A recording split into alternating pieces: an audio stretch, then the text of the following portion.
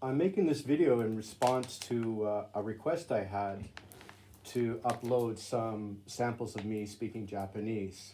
Uh, it was uh, in a conversation about Japanese pitch, and it's my contention that the study of Japanese pitch is really unnecessary in terms of understanding Japanese or being understood in Japanese. Now, of course, if you want to sound like a native speaker, then I think the studying Japanese pitch is useful. But in terms of being understood, I don't think it's that significant because words aren't spoken in isolation, in succession. They're spoken in context, and context conveys meaning more than anything else. So it's my contention that your time is better spent learning to read and write kanji. And I use sites like this in order just to upkeep my writing ability. So this is from a site called Kislingo Language School, and this particular upload is called Super Japanese Listening 108 Sentences. So what I usually do is I'll not look at the screen and then just write down the sentences as I hear them. And I'll write down about 10 sentences and then go back and check and see if my kanji is correct or not. And I find these particular sites useful because they're usually just random sentences about daily life, and that's the kind of kanji I wish to retain. So yeah, so anyways, I think that is learning how to read and write is probably the best way to retain your language ability and to improve your language acquisition. So anyways, I'm going to go through about 10 or 15 of these and I'll just read them because that's what I've been asked to do, so people can check my Japanese speaking ability. Now, the true test is whether or not a Japanese person can understand what I'm saying. Okay, so let me just go through these, and then I'll just read them out as they show up. And I find this site is useful because each sentence is read 3 times. First at native speaker speed, second slowly, and third again at native speaker speed, which gives me enough time to write out the sentences. So I find that's really useful. So there's going to be some time in between each of these sentences. So just forgive that. But anyway, let's go.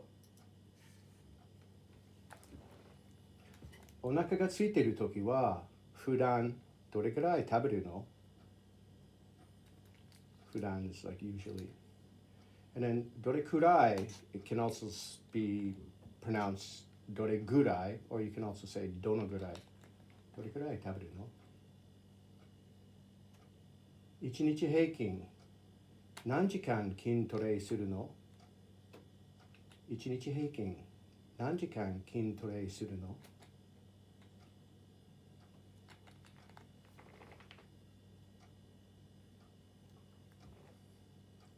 週平均何回買い物に行くの？週平均何回買い物に行くの？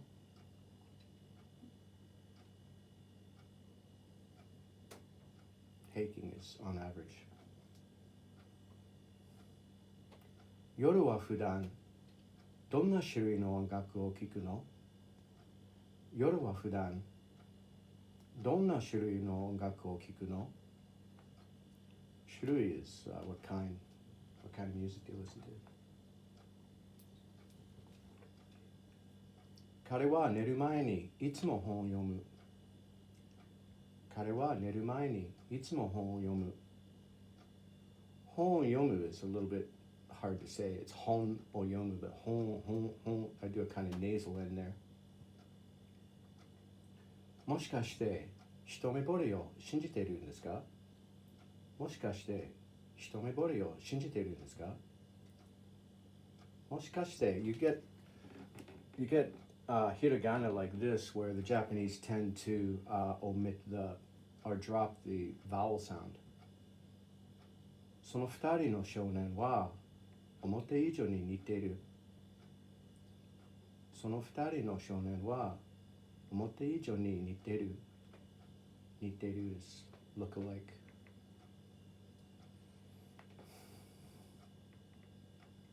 彼が10時ちょうどに学校に来たのをどうしてしてるの？彼が10時ちょうどに学校に来たのをどうしてしてるの？ Now, I'm looking at this for the first time, so there's that little sometimes pause for me to read out in my mind. 君が大学で財布を盗まれたのを知らなかった。彼が大学で財布を盗まれたのを知らなかった。知らなかった。知らん。Young people say 知らん, especially when they're being dismissive. 私は誤って子供にぶつかり、その子は倒れてしまった。私は誤って子供にぶつかり、その子は倒れてしまった。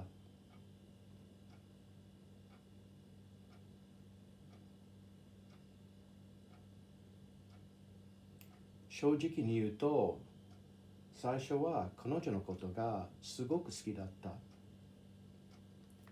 正直に言うと、honestly speaking,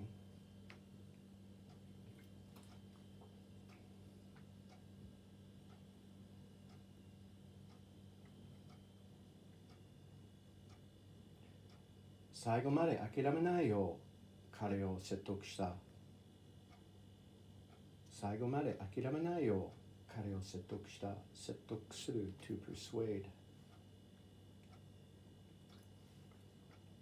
So as you can see, these are just random sentences about daily life. So I like this particular sites like these. 飛行機が6時ちょうどに離陸したのは確かですか？離陸したのは確かですか？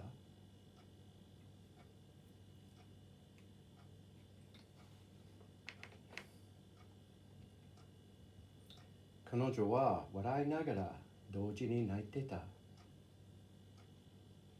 Nagara is to do something simultaneously. Now, admittedly, I sound like a foreigner speaking Japanese, but the question is whether or not a Japanese person can understand me.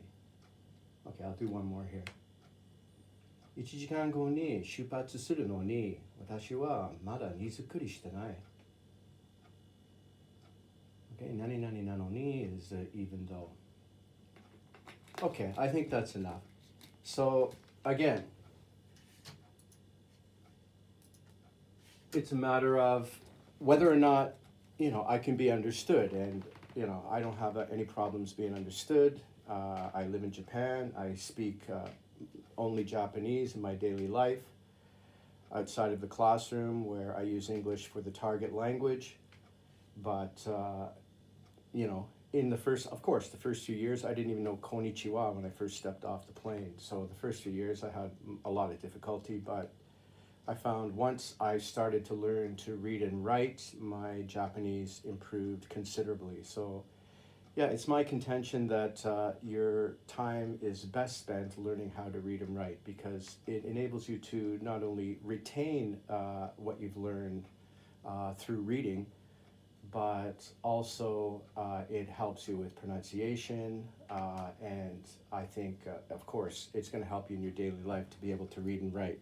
And I think that's more useful than the study of Japanese pitch. Now, of course, I'm not saying you shouldn't study Japanese pitch. Of course, you should. I mean, you listen to YouTubers like Dogen, and his Japanese is, really sounds like a native speaker to me, anyways.